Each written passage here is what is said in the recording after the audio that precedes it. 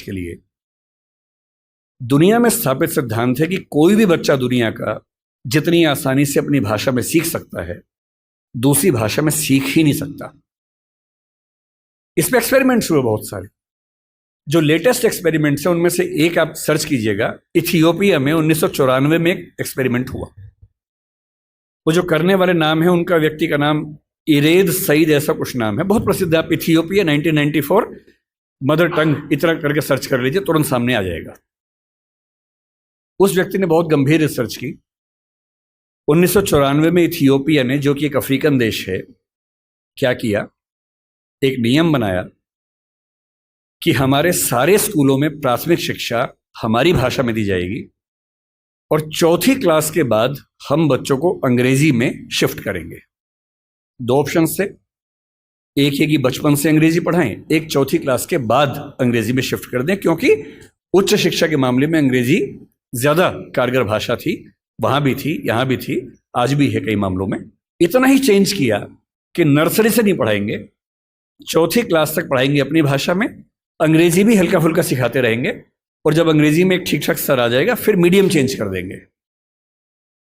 वो रिसर्च आज की दुनिया में एजुकेशन साइंस की सबसे प्रामाणिक रिसर्च मानी जाती है, और वो साबित करती है कि बच्चों की अटेंडेंस बढ़ने से लेकर, बच्चों की समझदारी बढ़ने से लेकर, बच्चों की जिज्ञासा बढ़ने से, बच्चों की पढ़ाई में रुचि बढ़ने से लेकर, और बच्चों की अपने परिवार, अपने समाज, अपनी संस्कृति के साथ लगाव बढ़ने के स्तर तक, हर मामले में मातृभाषा में पढ़ाई करने से बेहतर स्थितियां बनी।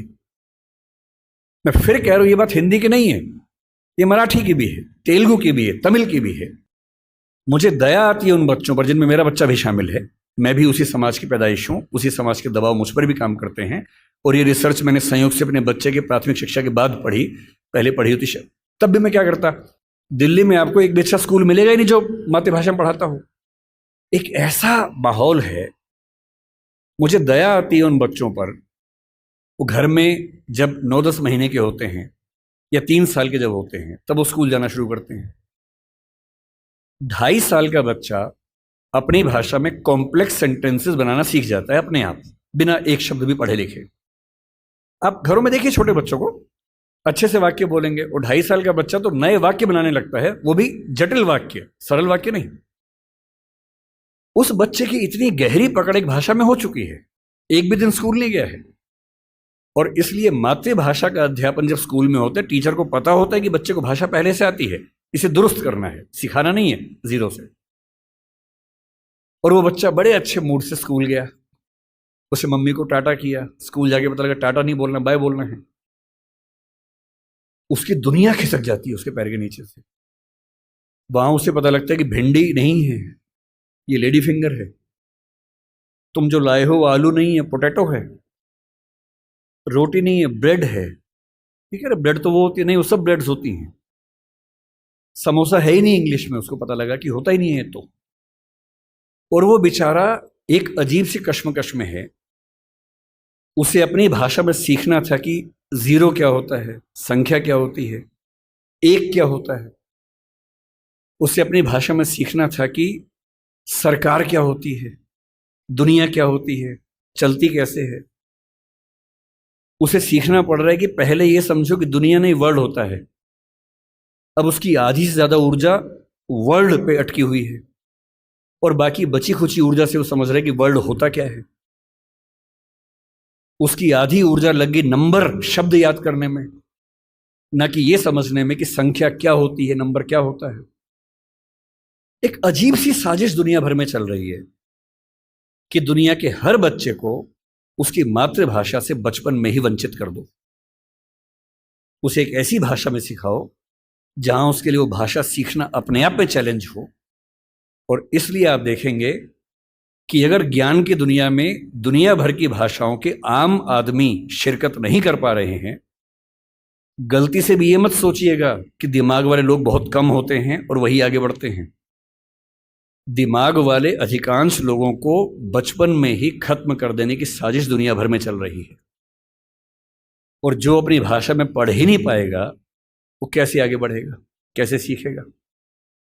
मैंने 10वीं क्लास तक हिंदी माध्यम से पढ़ाई की है, उसके बाद अंग्रेजी सीखी है, ठीक से सीखी है। अंग्रेजी मुझे कहीं कोई समस्या नहीं आती है, इसमें क्या कोई परेशानी है। मैं आज भी अपनी भाषा में गीत सुनने में ज़्यादा खुश होता हूँ। मुझे फिल्म देखनी मैं हिंदी में पसंद करता हूँ, नाटक देखना हो हिंदी पसंद करता हूँ, मजाक करना हो हिंदी में पसंद करता हूँ, पढ़ना हो कोई ऐसा विषय जो हिंदी में नहीं है तो इंग्लिश में पढ़ता हूँ, इसमें क्या परेशानी है। लेकिन मुझे कोई बचपन से ही मजबूर करे कि मुझे दूसरी भाषा में, संयोग से अंग्रेजी है, फ्रेंच भी हो सकती थी, पुर्तगाली भी हो सकती थी, जो जीत जाता उसकी भाषा में ढो रहे होते। ज्ञान विज्ञान की दुनिया में मेरा निजी विश्वास है इस वर्चस्व को तोड़ना बहुत जरूरी है। हम हिंदी में हजारों शब्द क्रिएट नहीं कर पाएंगे 2 दिन में, सही बात है, मुश्किल है। और हमें इतना शुद्धतावादी या प्यूरिटन होने की जरूरत नहीं है कि हम सारे शब्द अपने ही गढ़ेंगे। हम तो इंटरनेट को अंतर्जाल ही बोलेंगे, हम कंप्यूटर को संगणक ही बोलेंगे, तो आप अकेले ही बोलते रहेंगे, कोई पूछेगा नहीं आपको। जो शब्द अंग्रेजी के प्रसिद्ध हो गए उनको मान लीजिए। जापानी भाषा का शब्द है रिक्शा, आप रोज रिक्शा में घूमते हैं, कभी आपने कहा कि रिक्शा को मैं नरयान बोलूंगा?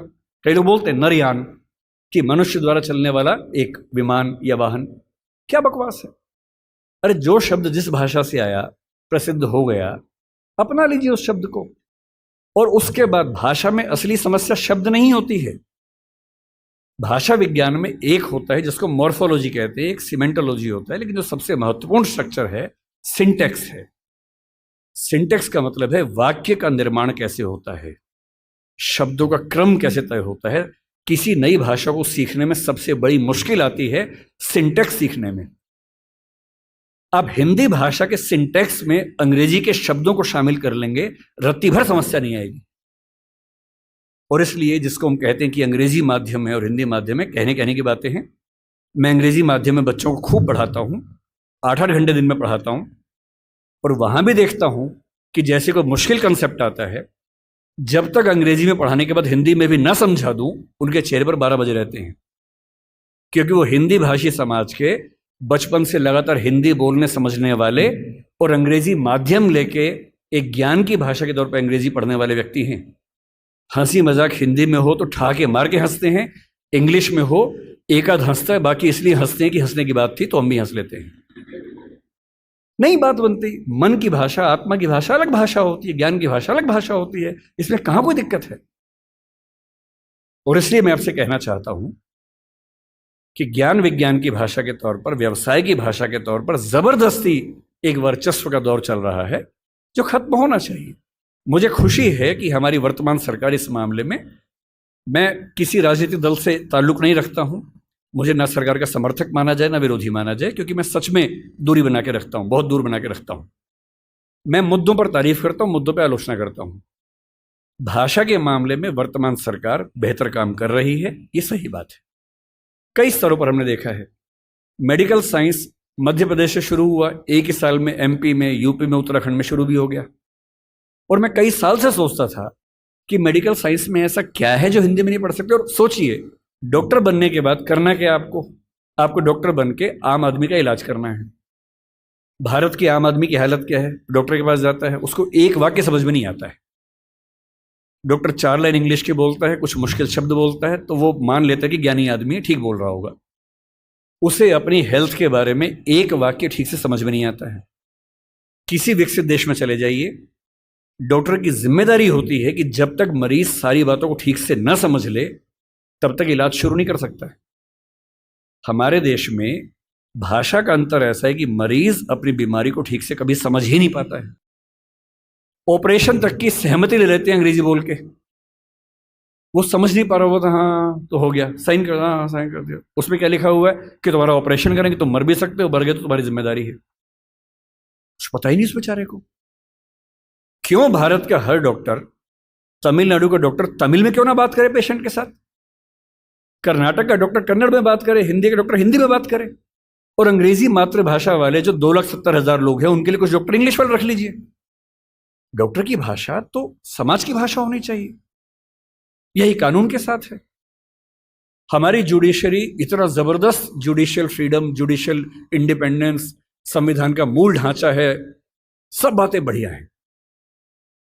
पर जिस देश की आबादी में 2,70,000 लोग अंग्रेजी मातृभाषा वाले हों, उस देश का सुप्रीम कोर्ट सारे निर्णय अंग्रेजी में ही देगा, ये कहाँ का लोकतंत्र है? यहाँ आपका जो जुडिशियल इंडिपेंडेंस है या जुडिशियल रिस्पॉन्सिबिलिटी है वो कहाँ से ली जाती है उस समय? आपके सुप्रीम कोर्ट में मधु लिमये नाम के व्यक्ति जिद करते हैं कि मैं हिंदी में अपनी बात रखूंगा, आप उनको परमिशन देने के बाद नकार देते हैं कि हमसे गलती हो गई, ऐसा नहीं कर सकते हैं। मेरे देश में, मेरे सुप्रीम कोर्ट में अपनी भाषा में आप बोल भी नहीं सकते। आप 28 राज्यों में से केवल 4 राज्यों में हिंदी में हाई कोर्ट में बात करने की परमिशन देते हैं। पर लोकतंत्र का मतलब क्या होता है? कुछ गिने चुने एलिट्स के हिसाब से जनता अपनी भाषा बदलेगी या जनता की भाषा से प्रशासक भाषा बदलेंगे अपनी? अगर लोकतंत्र है तो लोकतंत्र में जनता की भाषा ही केंद्र में होनी चाहिए, कोई और भाषा केंद्र में कैसे हो सकती है? पर हम लोग इतने आदी हो चुके हैं, हम स्लेव मेंटेलिटी के इतने अभ्यस्त हो चुके हैं कि हम ये प्रश्न कभी नहीं करते। हमारे सुप्रीम कोर्ट के चीफ जस्टिस या कोई जज हिंदी में क्यों नहीं बात कर पाते? और नहीं कर पाते, मैं फिर बार बार कह रहा हूँ, मामला सिर्फ हिंदी का नहीं। मेरी इच्छा है कि सुप्रीम कोर्ट के बहुत सारे जजेस में कुछ को तमिल ठीक से आती हो, कुछ को तेलुगु अच्छे से आती हो, कुछ को मराठी आती हो, कईयों को हिंदी आती हो, और बेंच का फैसला करते हुए ये भी एक पॉइंट ध्यान में रखा जाए कि मामला कहाँ का है और उस मामले में ऐसे जज को प्राथमिकता मिले जो उस भाषा को जानता हो, ताकि केस मेरा है, मुझे हिंदी आती है, मेरा वकील अंग्रेजी में कुछ कुछ बोला, जज ने कुछ कुछ बोला, फैसला हो गया, मुझे पता ही नहीं कि क्या हुआ, और इतने में पुलिस आके मुझे ले गई और मैं परेशान हूं कि हुआ क्या। मेरे मामले के किसी प्रसंग में मेरी भूमिका ही नहीं है, क्योंकि सारी प्रक्रिया दो ऐसे व्यक्तियों के बीच में चल रही है जिनके पास एक भाषा है जो मेरी भाषा नहीं है, जबकि मामला मेरा है, और कहने को लोकतंत्र है। ये लोकतंत्र नहीं है, ये भाषा के स्तर पर तानाशाही है, बुरी चीज है। और मैं जब भी ये बात कहता हूं, बार बार कहता हूं, ज्ञान की भाषा के तौर पर अंग्रेजी का सम्मान करना जरूरी है, क्योंकि रिसर्च आप उसके बिना नहीं कर पाएंगे। बहुत मामलों में सीखने की जरूरत है, उससे भी, जापानीज से भी, फ्रेंच से भी, सबसे सीखने की जरूरत है। लेकिन आपके देश के सुप्रीम कोर्ट में, हाई कोर्ट में आपकी भाषा में बात ना होती हो, ये बुरी बात नहीं है, शर्मिंदगी की बात है। हमें एक समाज के तौर पर शर्म आनी चाहिए, ये उससे कम बात नहीं है। इसलिए जब कोई मुझसे कहते कि राजभाषा के तौर पर आपकी क्या कल्पना है, 14 सितंबर का दिन आज है, हम आज के दिन ये सेमिनार क्यों कर रहे हैं? 14 सितंबर 1949 को शाम को 6 बजे एक फैसला हुआ था। एक अजीब सी अफवाह लोगों ने उड़ा रखी है। कहते हैं कि 14 सितंबर को मतदान हुआ कि भारत की राजभाषा कौन सी होनी चाहिए, हिंदी या अंग्रेजी। वोटिंग हुई, आधे वोट हिंदी के पक्ष में उठे, आधे अंग्रेजी के पक्ष में उठे, एकदम बराबर हो गया। कई लोग संख्या बोलते हैं, 77-77 हो गया। और तब स्पीकर ने, डॉक्टर राजेंद्र प्रसाद ने अपना कास्टिंग वोट दिया, क्योंकि उनके पास अधिकार है कि वोट डाल सकते हैं लास्ट में, अगर बराबर हो जाए तो, हिंदी के पक्ष में दिया, और इससे हिंदी भारत की राजभाषा हो गई। इससे बड़ा कोई झूठ नहीं है। ऐसा कुछ नहीं हुआ था संविधान सभा में, सफेद झूठ है। 12 सितंबर को शाम 4 बजे इस मुद्दे पर बहस शुरू हुई। संविधान सभा की डिबेट्स पढ़ के देखिए, 180 पेज की डिबेट है राजभाषा की, 180 पेज, 1-2 पेज का मामला नहीं है। संविधान सभा के वॉल्यूम 9 में ध्यान से पढ़िए, पेज नंबर लगभग 1130 से 1390 के आसपास का मामला है। 180 पेज की डिबेट है, उसमें खूब मुद्दे हैं, छोटी मोटी वोटिंग हो रही है के मामलों में। संविधान सभा का बेसिक उसूल था कि अंतिम रूप से वोटिंग नहीं करेंगे, सहमति से काम करेंगे। वोटिंग बीच बीच में होती रही। पहला विवाद यह था कि राजभाषा कौन सी हो, हिंदी हो कि अंग्रेजी हो या हिंदुस्तानी हो। अंग्रेजी पर तो बात थी नहीं, हिंदी या हिंदुस्तानी। महात्मा गांधी हिंदुस्तानी कहते थे, पर 1949 में वो थे नहीं। उनका हिंदुस्तानी का मतलब था हिंदी उर्दू का मिक्सचर, जो देवनागरी और फारसी में लिखी जा सके। दूसरा स्कूल ऑफ थॉट हिंदी की बात करता था। अंत में सहमति बनी, हिंदी ही भारत की राजभाषा होगी। राजभाषा यानी सरकारी कामकाज की भाषा। दूसरा सवाल था कि लिपि कौन सी हो, देवनागरी हो, कुछ ने कहा कि देवनागरी और फारसी हो, कि हिंदी को फारसी में भी लिख सके। कुछ ने कहा देवनागरी और रोमन हो, हिंदी को रोमन में, जैसे व्हाट्सएप में लिखते हैं वैसे लिख सके। खूब विवाद हुआ, अंत में हुआ कि देवनागरी ही लिपि होगी। तीसरा विवाद ये हुआ कि जो अंक हैं हिंदी वाले, जो 0 से 9 तक के अंक हैं, वो हम अंग्रेजी के ढांचे में लिखेंगे या हिंदी के ढांचे में लिखेंगे। इस पर मतभेद था सबसे ज्यादा, इस पर वोटिंग में बराबरी हुई थी। और अंत में वोटिंग से नहीं, संविधान सभा के बाहर की बातचीत में समझौता हुआ। मुंशी साहब थे, के एम मुंशी थे, आयंगर साहब थे, उनकी बातचीत में समझौता हुआ कि ठीक है, अंतर्राष्ट्रीय अंक मान लेंगे। और उसके बाद गहमा गहमी के बाद 2 घंटे की रिसेस के बाद 14 सितंबर शाम 6 बजे आखिरी सेशन इस मामले पर हुआ, 2.5 दिन की बहस के बाद। और तब ध्वनि मत से, बिना किसी वोटिंग के प्रस्ताव पारित हुआ कि हिंदी भारत की राजभाषा होगी, देवनागरी उसकी लिपि होगी और अंकों का अंतर्राष्ट्रीय स्वरूप उसका स्वरूप होगा। इस झूठ को मन से निकाल दीजिए। ये झूठ मैंने भी 1000 बार सुना था अपने अध्ययन के दौरान, हमारे अध्यापकों को भी ऐसा लगता था, मुझे भी ऐसा लगता रहा कई साल तक। संविधान सभा की डिबेट्स बढ़ी तब समझ में आया कि ये भ्रांति है, ऐसा कुछ नहीं हुआ था। पूरी सहमति के साथ भारत की राजभाषा हिंदी बनी थी 14 सितंबर को, और इसलिए आज के दिन को हम लोग हिंदी दिवस मानते हैं।